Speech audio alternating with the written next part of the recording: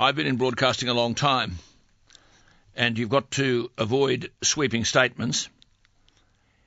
But let me say, in relation to forced council amalgamations in New South Wales, I don't think I've ever witnessed anything ever, characterised by more bullying, more intimidation and more lies than this performance by the Baird government. There's only one way to say it, and stop the humbug and put it bluntly. The Baird government is spending a fortune on advertising, and I'm sorry to say, telling lies. There's no other way of saying it. The reality is, in this bullying and intimidatory way, the Baird government could simply say the new merged councils will take effect from June 1, and therefore councils will no longer exist. Forces within the government, including people like the Premier himself, Gladys Berejiklian and the Treasurer, and others, virtually saying, you better toe the line with us or you've got no future. This will be a massive federal election issue right across New South Wales. I had a raft of people come to see me yesterday. They've been asking to see me. I had no choice but to see them. I spent hours with them. I simply sat back and couldn't believe what I was being told. This is about local government. There is now no Department of Local Government in New South Wales. It's been emasculated. There is an Office of Local Government, and this matter of forced amalgamations, contrary to an election promise made by Premier O'Farrell, in writing, there will be no forced amalgamations, co-signed by the now Local Government Minister Toole, no forced amalgamations. This now is being prosecuted by the Department of Premier and Cabinet. Presiding over it, the baby-faced assassin Michael Baird. I repeat, this forced amalgamation, and we've spoken to people on the Labor side, on the Liberal side, is characterised by lies and bullying and intimidation. We're talking about councils run by councillors who live in the area, who are committed to the area. The advertisement tells us that 3/4 of councils in New South Wales are losing money. That's your money, taxpayers' money, paying for these advertisements. Michael Baird, that is a lie. I've got the list here in front of me. There it is. 151 of them. More than 80 of them, starting at the top with the Hills Shire, are well into profit. Overwhelmingly profitable. How can taxpayers' money be used to say 3/4 of councils are losing money? Or that local government is losing $1 million a day? Or the system is broke? When here are council after council after council running significant surpluses. How can the government claim there have been 4 years of consultation? That is a lie. An example, with the merger of Manly, well, no one knows what's going on down Manly, Mossman and so on. Manly, Mossman and Southern Warringah, there has been no public consultation at all prior to the release by the Baird government of this is where Michael Baird lives, of a merger proposal on January 6th this year. No consultation at all. What's this about 4 years of consultation? The claims about forced amalgamations are a lie anyway. I repeat, Barry O'Farrell and the now Local Government Minister Toole, before Barry O'Farrell became Premier, as part of his election campaign, signed in writing there would be no forced amalgamations. A Liberal government. Well, Barry O'Farrell believed it. Now someone is standing that on its head. The government is going back on its word. It's telling lies. It's a harsh word. These are lies. The extent of consultation, lies. The consultation has been derisory. The financial capacities of local councils, lies. 3/4 of the councils are losing money, a lie. The system's broken, a lie. Delegates are appointed by the government to report back to the government on the so-called amalgamation proposals. How can they report on that if they don't have a copy of the KPMG report, which no one can get, which is the basis on which these amalgamations are to occur? And in relation to the Manly part of Warringah-Mossman amalgamation proposal, there were 6,000 submissions. Listen to this. They closed on February 28. Between February 28 and March 25, February 28 and March 25, 3 weeks, the delegate purports to have read 6,000 submissions, comes to a conclusion about it, and doesn't even have the KPMG report.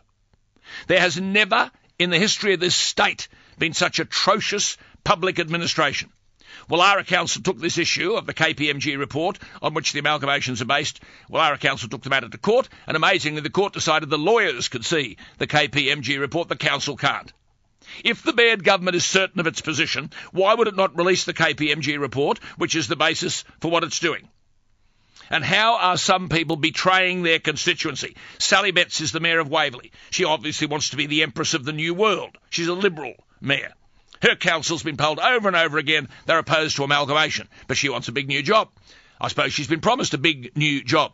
So the mayor sells out her local constituency. Gail Giles Gidney, the mayor of Willoughby, same stuff. She's a Liberal, toe the line. They'll give you a big job in the new forced amalgamations. Mayor Gilly Gibson from North Sydney, the council pro-amalgamation, totally opposed, but she most probably wants a gig in the new merged councils. So she surrenders.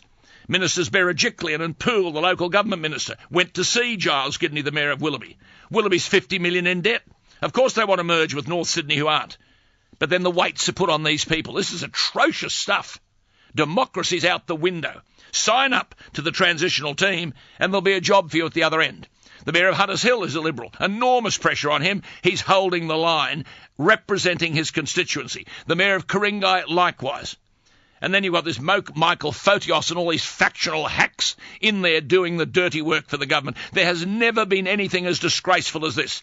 There is no Department of Local Government anymore. There's an acting CEO of the Office of Local Government. All these other people have been whipped into the Department of Premier and Cabinet, and reports yesterday said that the Premier of New South Wales now has up to 35 staff. Michael Baird and his sidekicks don't negotiate, they don't talk, they just want their own way. And Minister Poole, who signed a petition opposing forced amalgamations and was pictured with Barry O'Farrell with the petition, is saying to these people, if you cooperate, there'll be a prize at the end of the line. We're going to amalgamate these councils and we'll want administrators and so on, and there'll be a job there for you. Okay? This is the stuff that's going on. Yesterday I was given, from the Office of Local Government, the rules of what local government can and can't do to defend themselves against all of this.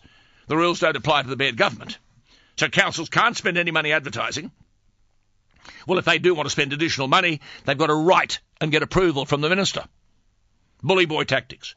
Councils affected by merger proposals, quote, should avoid making appointments of senior staff other than temporary or acting appointments.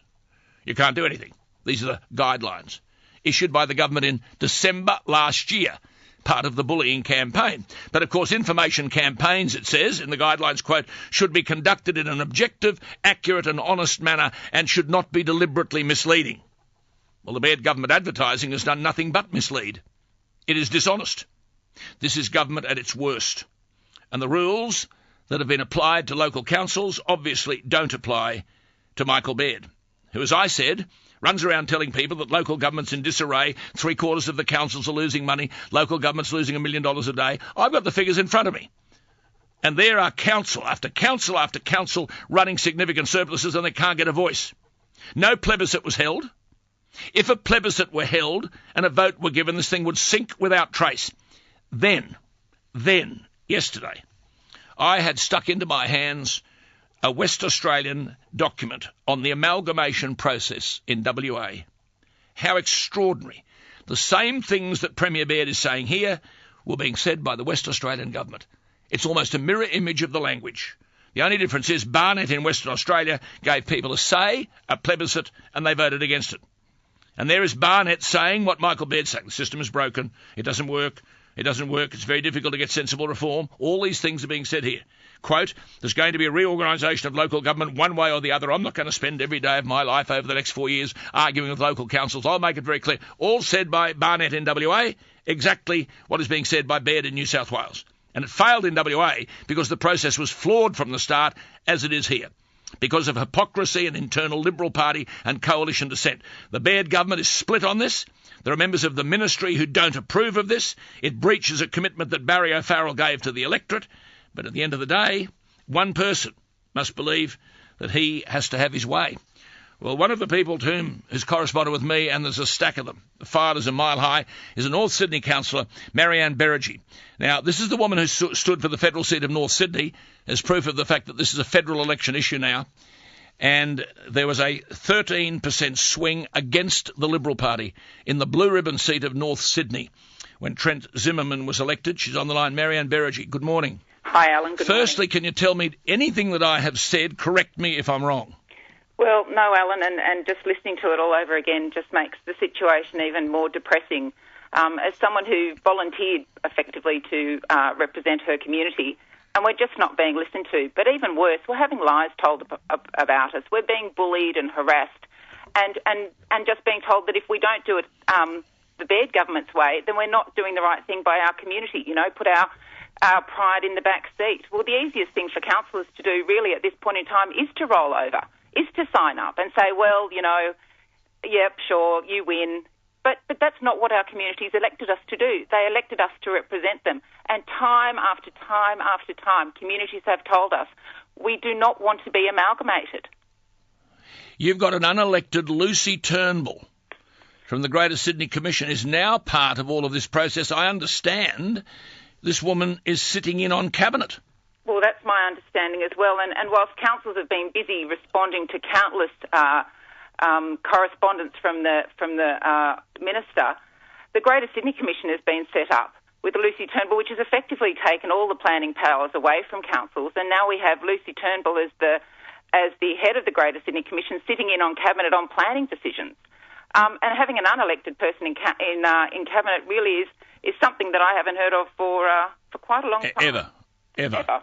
And so the strategy, when you're not armed with any argument that can persuade the electorate, then the best thing to do is to lie to the electorate and defame the councils, and this is what's happening. Well, unfortunately, the electorate are too smart for that, Alan, and people have time after time said we do not want to be amalgamated and told their councils to stay strong. Because if no one's opposing voluntary amalgamations, councils can determine this. And nobody's if you want to voluntarily merge, by all means, and everybody supports that, and nobody's suggesting for one moment that things in local government are perfect, but I don't think the state government are the bastion of virtue in that regard, telling local councils how to run. I mean, at the end of the day, what they're trying to do is not to get rid of local government, they're actually looking to make it bigger. They're making it into these bigger, mega merged councils. Bigger than federal electorates? Absolutely, bigger than federal electorates. Make councillors full-time, which completely removes people from their community. And the local voice, at the end of the day, it's about the local voice being lost. And I can see through things that the Baird government have done, be it lockout laws, be it every other contentious issue, they don't want to hear the community voice. And one way of getting rid of the community voice is to make councils so large that they can control them. The guidelines here that you have to abide by say that you should be, your campaign in relation to amalgamation should be conducted in an objective, accurate and honest manner and should not be deliberately misleading. The rules don't apply to the Baird government. Well, the rules never apply to the Baird government. The rules only apply to councils. They set deadlines. You know, we've had this came out just before Christmas. New deadlines come out just before Easter, maximum inconvenience. And now we've had this absolutely appalling letters being sent for councillors to actually pledge allegiance to the state government in order to kind of keep our jobs. So I'd just like to remind them that they're actually not our jobs. We do these as a secondary role for our community. But they've already written to councillors or to general managers to flag their interest in applying for the interim job in the merged councils, and those applications have got to be in today, April 13. Absolutely, but general managers aren't employed by the state government. No, not employed by the state government. They're employed by the council, and the issue there too, Ellen, is that the absolute turmoil that this is putting people in. Do I apply? Do I not apply? It's really saying, you know, local councils, you know, will tie both your hands behind your back, you know, and then tell us that, you know, that this is what you're going to do. I mean, general managers are trying to run councils. Why should they be asked by the state government to say, do I want to keep my job? Yeah. It's just appalling. It is an utter... the words are... I'm quite good with words, and you sound pretty good yourself. But there aren't words to describe this abuse of the democratic process. If you believe the foundations on which the government is mounting its case are valid and sound, release the KPMG report and put the proposal to a plebiscite and let the people vote, which they did in Western Australia, and it was overwhelmingly beaten. Absolutely, and we've asked for that. In fact, North Sydney Council put forward a motion to ask that we can hold a plebiscite at the next federal election, and I would encourage every council to do it. We're continually told we can't, but we should just keep asking. And at the end of the day, all we're asking the Premier to do is just to back off, be honest and upfront about what this is all about. Good on you. You know, good on you. Well, it's a federal... Malcolm Turnbull's involved here now. This is a federal election issue now. This is right across New South Wales.